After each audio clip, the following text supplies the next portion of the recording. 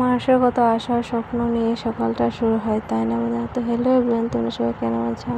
আমি তো ভালো আছি অনেক। তারপরে দেখো সকাল বাসে কাজ শুরু করে দিয়েছি, কারণ এটা তো মেয়েদের করতে হবে না।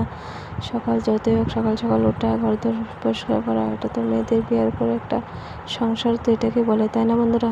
তো দেখো এখানে ভিউজটা কত সুন্দর। তারপরে আমি ব্রাশটা করে নিলাম, রাস্তায় দাঁড়ায়, তো এখানে দাঁড়িয়ে ব্রাশটা করে নিলাম। তো এখানে গিয়ে স্নান করে আসবো, কারণ অনেকটাই সময় হয়ে গেছে, হাজব্যান্ড যাবে আবার ডিউটিতে, তার জন্য কিছু বানাতে হবে, তাই আমি স্নান করে ফ্রেশ হয়ে এসে গেছি।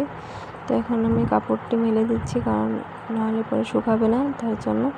তো মানে আমি আটাটা আগে মেখে রেখেছিলাম, তো এখন রুটি বানিয়ে দিচ্ছি তাকে। তো চাটা আমার হয়ে গেছে। তো তোমরা সকালে কে কে খেয়েছো আমাকে কমেন্ট করে বলবে। তো চা খাওয়ার পরে এসে বিছনাটা গুছিয়ে নিলাম, কারণ বিছনাটা না গোছানো পর্যন্ত না একদম ভালো লাগে না, কারণ সকাল সকাল বিছনাটা এলোমেলো দেখলে কীরকম লাগে, তাই না বন্ধুরা?